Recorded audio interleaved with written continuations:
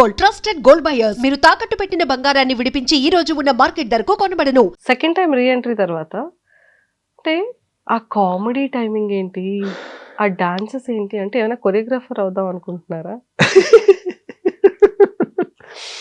బయటకు వచ్చిన తర్వాత హోస్ట్ గారు చూపించారు ఒక వీకెండ్ లో, బర్నీ నీకు ఒక ఫన్ మూమెంట్ చూపిస్తాను చూడని చెప్పి చూపించారు కదా. నాకే అర్థం కాలేదు. నేను ఆ రోజు రీతు వస్తుంది, రీతు వచ్చినప్పుడు నేను చూశాను. రీతుకి ఏదో చెప్తే రీతు ఏదో వినట్లేదు, సంథింగ్ ఏదో దీని మీద ఏదో అన్నా, తను నా మూమెంట్ తను కూడా స్టార్ట్ చేసింది. ఈ లోపల ఇమాజిన్ వచ్చి జాయిన్ అయ్యి. కానీ ఇప్పుడు బయటకు వచ్చిందో తెలిసింది అది ఎంత వైరల్ అయిందో. అది ప్లాన్ చేసుకుంది కాదండి, ప్లాన్ కాదు, చాలా న్యాచురలే. కానీ ఎక్సలెంట్ మీమ్ కంటెంట్ ఇచ్చారు సార్. సెకండ్ రీఎంట్రీ తర్వాత కళ్యాణ్ తనుజ, అదే కళ్యాణ్ లైఫ్ లో తనుజ వచ్చినప్పటి నుండి స్మైల్ అయిపోయిందా ఫేస్? డెఫినెట్ గా అదే జరిగిందండి.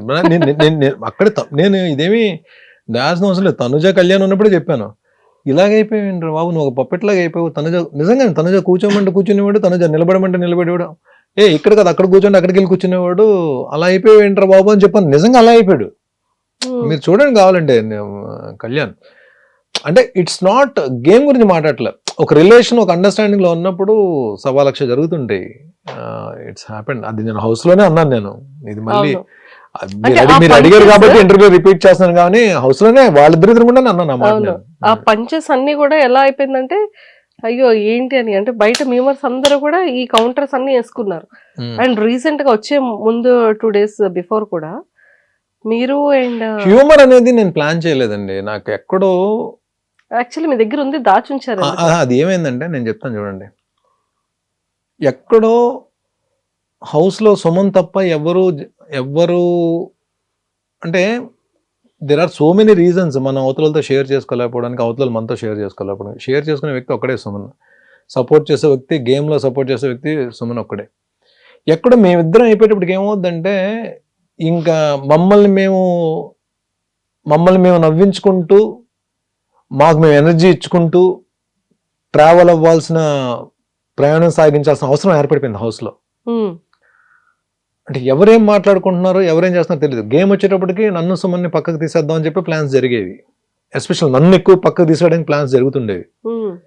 సో దీన్ని ఆలోచించుకుని డిప్రెస్ అయిపోయి కుచించిపోయి, లేకపోతే వేరే మూడ్లోకి వెళ్ళిపోవడం ఎందుకు, మనం మాట్లాడుకుంటూ మనం నవ్వుకుంటూ మనకు మన ఎనర్జీ ఇచ్చుకుంటూ చేసే ప్రాసెస్లో జనరేట్ అయిన హ్యూమర్ అది. నాకు నేను నవ్వించుకుంటూ, సుమన్ ఒకటి తోడుండేవాడు, సుమన్ తోటి ఏదో మాట్లాడుకుంటూ చేస్తున్న దీంట్లో జనరేట్ అయిన హ్యూమర్, కామెడీ తప్ప ఇంకోటి అది బాగా ఎంజాయ్ చేశారండి. ఏది మన రాజులు రాణులు ఉన్నప్పుడు ఉన్న కింగ్డమ్ ఉన్నప్పుడు వచ్చిన ఎపిసోడ్స్, అప్పుడు అది నిజంగా ఆ సిచ్యువేషన్ పరంగా కామెడీ జనరేట్ అయింది. హోస్టర్ కూడా అప్పుడు హోస్టర్ ఆ వీక్ అన్నారు, బర్నీ నీలో కామెడీ యాంగిల్ బయటకు వచ్చింది, సుమన్ నేను ఇమాన్యుల్ అనుకున్నా, నువ్వు కూడా కామెడీ అద్భుతంగా చేసావు అని చెప్పి అన్నారు. అది ప్లాన్ చేసుకుని చేసింది కాదు, ఇట్స్ ఫ్లోలో వచ్చింది అంతా కూడా. సూపర్.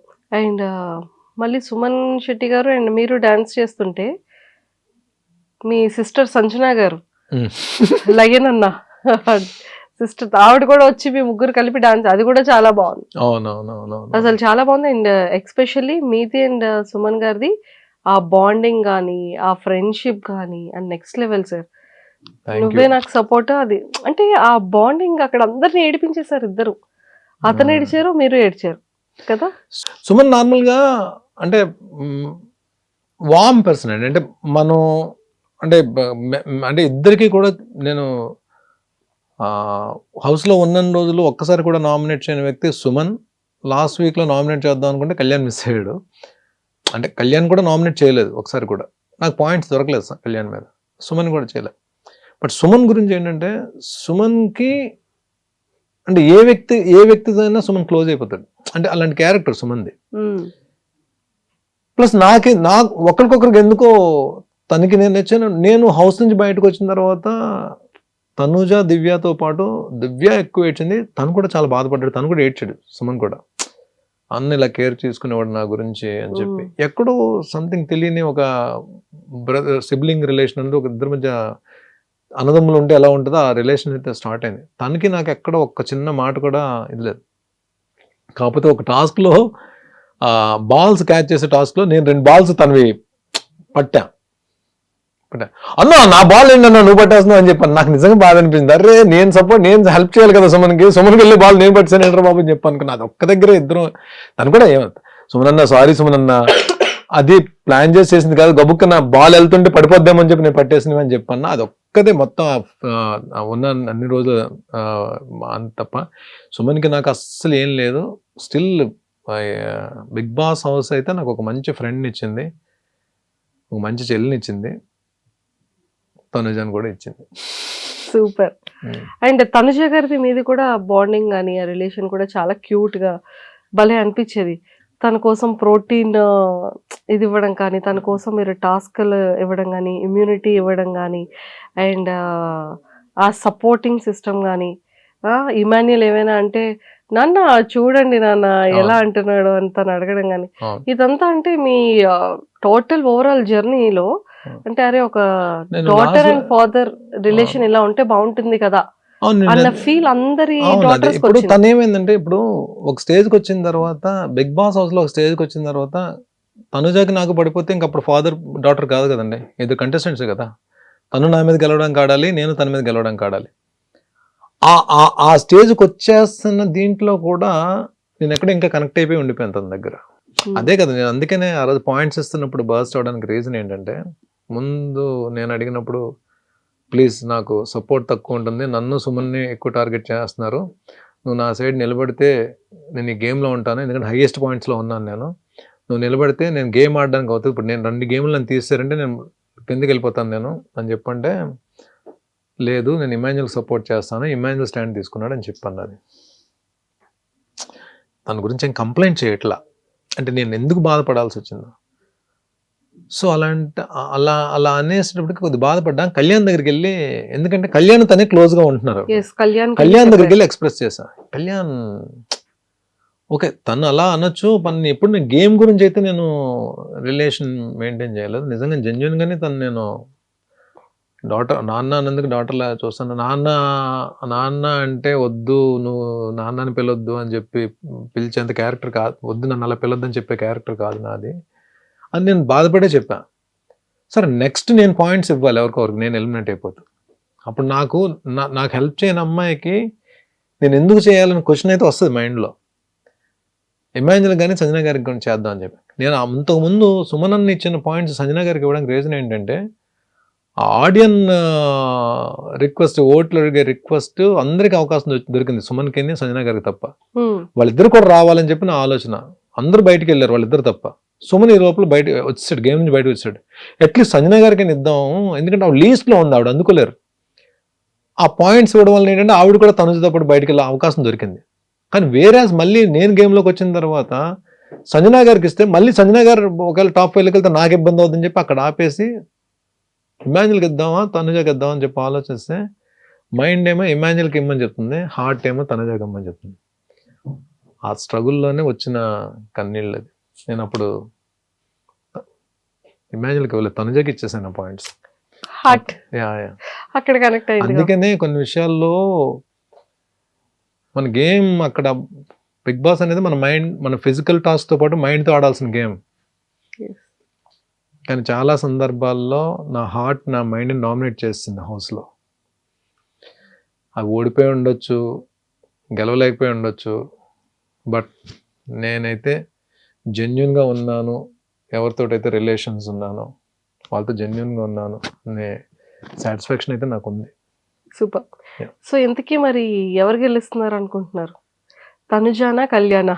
ఇద్దరికి ఛాన్స్ ఉందండి. నేను మొన్న బజ్లో కూడా అదే చెప్పా, ఇద్దరికి ఛాన్స్ ఉంది. ఇద్దరికి ఫస్ట్ ప్లేస్ ఇచ్చాను నేను. తనుజాకి ఫస్ట్ ప్లేస్ ఇచ్చాను, కళ్యాణ్కి ఫస్ట్ ప్లేస్ ఇచ్చాను. ఎలిమినేట్ అయ్యి హోస్టార్గా పక్కన ఉన్నప్పుడు తనుజా నువ్వు కప్పు తీసుకురావాలని చెప్పి తనుజాకి నేను చెప్పాను. నేను తనుజా నువ్వు కప్పు తీసుకొస్తే నేను ప్రౌడ్గా ఫీల్ అవుతా అని చెప్పాను. కానీ ఇక్కడికి వచ్చిన తర్వాత బస్ దగ్గరకు వచ్చిన తర్వాత ఇద్దరికి ఫస్ట్ ప్లేస్ ఇచ్చాను. కానీ ఆయన యాంకర్ పర్టికులర్గా ఒకరి పేరు చెప్పాలని చెప్పి అనడానికి నేను చెప్పడానికి కారణం ఏంటంటే 360 degreesలో ఆలోచిస్తే ఇద్దరు ఫైటర్సే. తను ఫైట్ చేసింది ఫస్ట్ నుంచి, కళ్యాణ్ కూడా తను కామ్ అండ్ కంపోజ్డ్ ఆడుకుంటూ వచ్చాడు.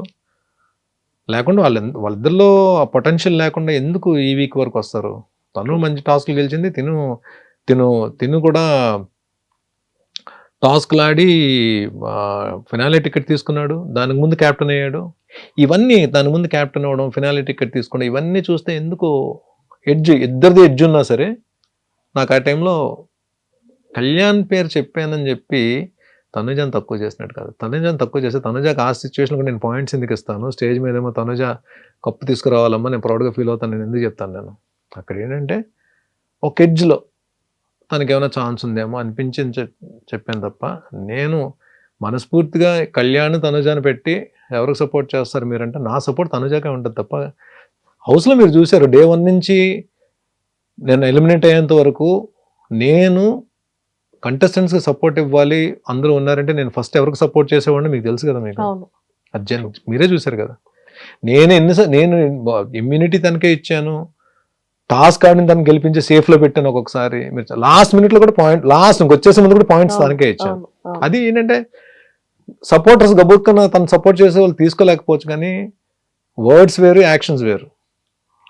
కళ్యాణ్ విషయంలో వర్డ్ వచ్చి ఉండొచ్చు, కానీ యాక్షన్ నేను చేసిన యాక్షన్ మాత్రం తనుజాలోనే కనబడుతుంది. చూడండి తనుజ విషయంలోనే కనబడుతుంది. సార్ రీతు గారు ప్రెస్ మీట్ లో బయటకు వచ్చిన తర్వాత ఇంతమంది కంటెస్టెంట్స్ లో మీకు ఎవరు ఫేక్ అనిపించారు అనగానే భరణి గారు అన్నారు. హౌస్లో ఉన్నప్పుడు అన్నది అని చెప్పండి, అది తను ఎలాగా డెమోని గెలిస్తే బాగుంటుంది అని చెప్పి ఆలోచించే వ్యక్తి కాబట్టి ఆ అంటే తనకు నా మీద పర్సనల్గా ఏమి ఉండదు అన్నది అని చెప్పి ఒకవేళ అది అన్నది నిజమైతే డెమోని గెలవాలి అన్న ఆలోచనతో చెప్పిన మాట అయ్యి ఉంటుంది, కానీ దాని గురించి నేను పెద్ద అయినా ఫ్యామిలీ వీక్ అప్పుడు అందరూ వచ్చారు కదా, వాళ్ళ మదర్ కూడా వచ్చారు. వాళ్ళ మదర్ వచ్చినప్పుడు నేను వెళ్ళి నమస్తే అమ్మా అని చెప్పిన భరణి గారు నేను మీకు పెద్ద ఫ్యాన్ అండి చీలాసోసరవంతి నుంచి అని చెప్పి అన్నారు. ఆవిడ అంత బాగా మనల్ని రిసీవ్ చేసుకుని అంత రెస్పెక్ట్తో మాట్లాడినప్పుడు రీతుది ఏమన్నా అలాంటివి మాట్లాడినా సరే మనం దాన్ని పెద్ద పట్టించుకోవాల్సిన అవసరం లేదు. బట్ రీతు పర్సనల్గా ఏమి ఉండదని నేను చెప్పి అనుకున్నాను. నాకైతే తన మీద పర్సనల్గా ఏమీ లేదు. తను ఒక హౌస్లో ఉన్నంతసేపు కంటెస్టెంట్గా చూశాను. ప్లస్ తను ఎక్కడో నాకు దూరంగా ఉన్నప్పుడు కూడా నేనే దగ్గరగా ఉండి, ఎందుకంటే తను కూడా అంటే మీరు వచ్చే ముందు కూడా స్టేజ్ మీద కూడా బర్నన్నా అని చెప్పాను, అది బర్నన్నా అని చెప్పింది. అన్న అని చెప్పే తన నోట్లోంచి వచ్చేది. అలాంటప్పుడు తను అంటే ఏం మాట్లాడినా తన గురించి పెద్దగా మనం అన్న అని పిలిచిన అమ్మాయి గురించి మనం ఎందుకంటే తను ఏమైనా మాట్లాడినా తెలియకైనా మాట్లాడినా మనం దాని గురించి సీరియస్గా తీసుకోవాల్సిన అవసరం లేదు. బయట మళ్ళీ ఇప్పుడు ఎవరెవరి గురించి కామెంట్స్ చేసుకున్నా సరే ఎండ్ ఆఫ్ ద డే ఏదో ఒక రోజు తను నేను కలిసి వర్క్ చేయాల్సి వస్తుంది కదా, ఎక్కడో ఏదో ప్రాజెక్ట్ వర్క్ చేయాల్సి వస్తుంది కదా. అలా తను కనిపించినప్పుడు నేను మనస్ఫూర్తిగా పలకరించాలి, తను కూడా మనస్ఫూర్తిగా పలకరించాలి. ఇవన్నీ జస్ట్ పార్ట్ ఆఫ్ గేమ్ అండి, మనం దాని గురించి వస్తుంది. సూపర్. అండ్ స్టేజ్ మీదకి వచ్చేసేటప్పటికి అంటే యమదొంగలో డైలాగు లీలగా అంత పెద్ద డైలాగ్ని ఒక సింగిల్ టేక్లో అంత స్ట్రాంగ్గా చెప్పేశారు సార్ కదా. రష్మిక గారు కూడా హార్ట్ని ఇలా ఇచ్చారు మీకు. వచ్చిందా? వచ్చింది. ఎక్కడ పెట్టారు హార్ట్ని? ఎక్కడ పెట్టుకున్నారు? హార్ట్ని ఎక్కడ పెడతామండి? హార్ట్ని మనం ఆవిడ ఏంటంటే అది ఆర్టిస్ట్గా ఆవిడ ఎక్కడో ఇంప్రెస్ అయ్యారు, ఇంప్రెస్ అయ్యి ఇచ్చిన కాంప్లిమెంట్ అది. బట్ సార్ కూడా హోస్ట్ సార్ కూడా భరణి ఫెంటాస్టిక్ భరణి అని చెప్పాను. నాకు సార్ చాలా ఈ స్కిట్స్ చేస్తున్నప్పుడు చాలా సార్లు నాకు సార్ నన్ను కాంప్లిమెంట్స్ ఇచ్చారు. లక్కీగా మంచి స్కిట్స్ పడ్డాయి. నాకు ఫస్ట్ నుంచి కూడా నాకు డైలాగ్స్ పెద్ద పెద్ద డైలాగ్స్ చెప్పడం నాకు చాలా ఇష్టం. నేను చేసిన టీవీ సీరియల్స్లో కూడా మ్యాక్సిమం అన్ని క్యారెక్టర్స్ కూడా డైలాగ్ ఓరియంటెడ్ క్యారెక్టర్సే పడ్డాయి. అంటే ఎక్కువ పెద్ద పెద్ద డైలాగులు చెప్పే క్యారెక్టర్స్ పడ్డాయి లక్కీగా. స్క్రిప్ట్ చూడకుండా చెప్తారంట కదా సార్, మీకు అసలు ప్రాంప్ట్ ఉండదంట కదా? ప్రాంప్ట్ తీసుకోనండి. సీరియల్స్ కూడా నేను ప్రాంప్ట్ తీసుకోలేదు. ఇది అంటే నేను ఫస్ట్ వర్క్ చేసిన ఆర్టిస్టులు మేబీ అది వాళ్ళ ఇన్ఫ్లుయెన్స్ పడిందేమో. కౌశిక్ ఒకడు, హరిత గారు, వీళ్ళెవరు కూడా ప్రాంప్టింగ్ తీసుకునే ఆర్టిస్టులు కాదు వీళ్ళు. సో ఆ ప్రాంప్టింగ్ తీసుకోకుండానే వర్క్ చేయడం అలవాటైంది. అది సినిమాలోకి వచ్చేటప్పుడు అది మనకి హెల్ప్ అవుతుంది. సినిమాలో ప్రాంప్టింగ్ ఉండదు కదా, మాక్సిమం ఉండదు ప్రాంప్టింగ్. సో మనకి అది హెల్ప్ అవుతుంది మనకి.